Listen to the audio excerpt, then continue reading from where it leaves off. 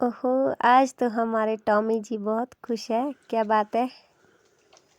ये देखिए, आज हमारे टॉमी के मामा जी आए हैं।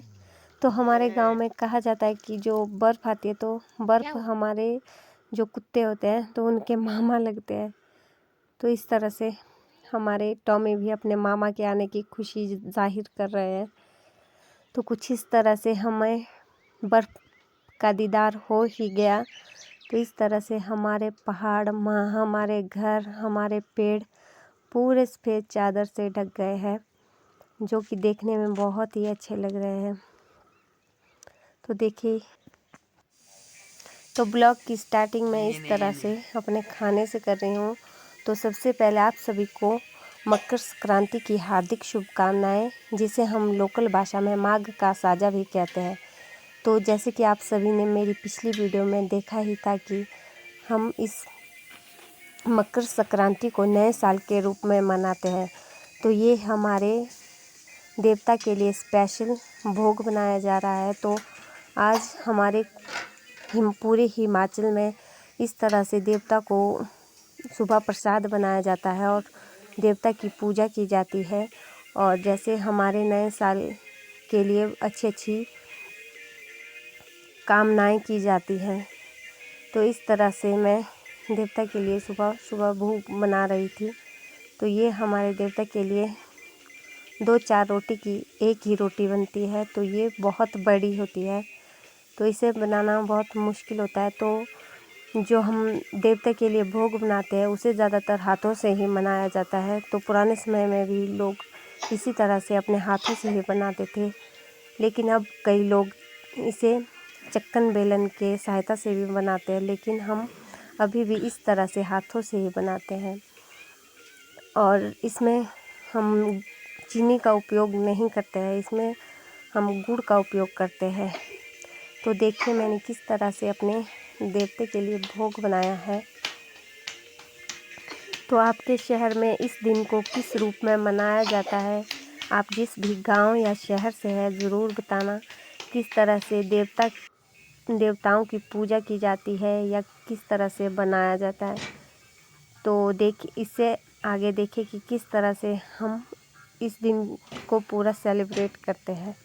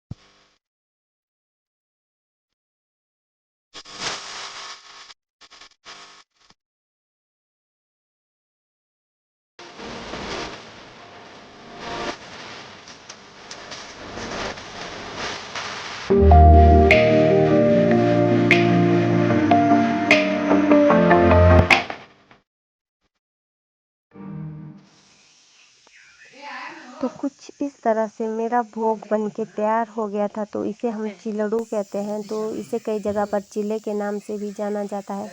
तो ये जो हमारी बड़ी रोटियां हैं, तो इसे रोट के रूप में बोला जाता है। तो क्योंकि ये रोटियों की माँ है शायद, तभी से रोट कहा जाता है, क्योंकि ये 2-4 रोटियों की एक ही बनती है। तो इस तरह से सुबह 9 बजे के करीब हमारा मौसम साफ़ हो गया था, तो हल्की हल्की धूप भी लग गई थी। तो ये मैं बाहर आ गई थी अपने भोग को बनाने के बाद। तो कुछ इस तरह का व्यू था धूप आने के बाद। तो हल्की हल्की पिघल गई थी बर्फ़, तो सड़क से देख सकते हैं। तो ये है मेरे फूल जो खुशी से सिर झुकाए बैठे हुए हैं। तो ये देखिए, तो ये हो रही हमारे देवता की पूजा और ये ले जाया जा रहे हैं फूल। तो सिंपल से तरीके से ही हम पूजा करते हैं। तो सबसे पहले हम इस तरह से धरती माता की पूजा करते हैं, और जो हमारे चारों तरफ देवी देवताएं होते हैं तो उनको पूजा जाता है। तो इस तरह से सबसे पहले हम बाहर धूप चढ़ाते हैं।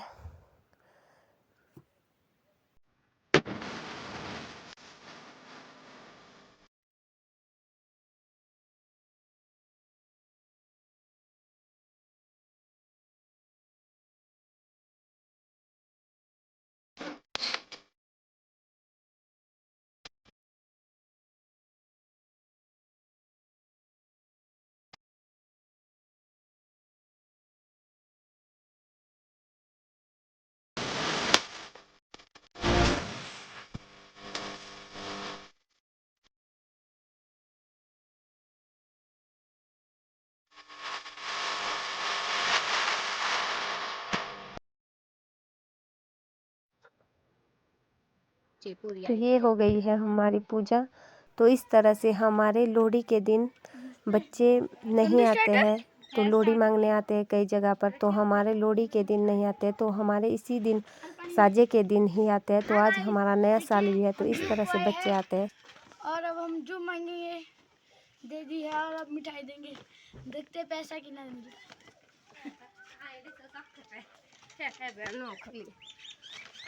मन्नी भी लाना दिखेगा नहीं। तो कुछ इस तरह से हमारे पूरे गांव के छोटे छोटे बच्चे जूब देने आते हैं। तो गांव के ही नहीं, हमारे गांव के बाहर के छोटे बच्चे भी इस तरह से जूब देने आते हैं। तो यहाँ हमारे छोटे बच्चे ही नहीं बल्कि हम भी बड़ों को जूब देते हैं। तो आज तो मौसम ख़राब होने की वजह से हम कहीं नहीं जाएंगे, तो कल हम शायद गांव में, अपने गांव में जूब देने जाएंगे। तो आज हम घर में ही अपने परिवार के सदस्यों को जूब देंगे।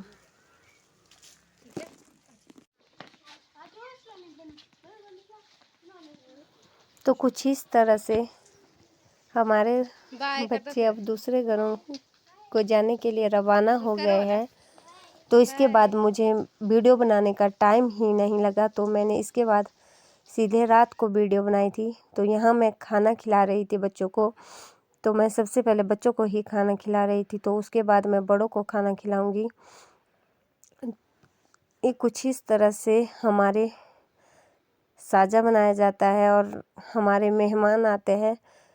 और देखिए किस तरह से हम इस दिन नाचते गाते हैं। अगर आपको मेरी ये वीडियो पसंद आए तो लाइक, शेयर और सब्सक्राइब करना ना भूलें।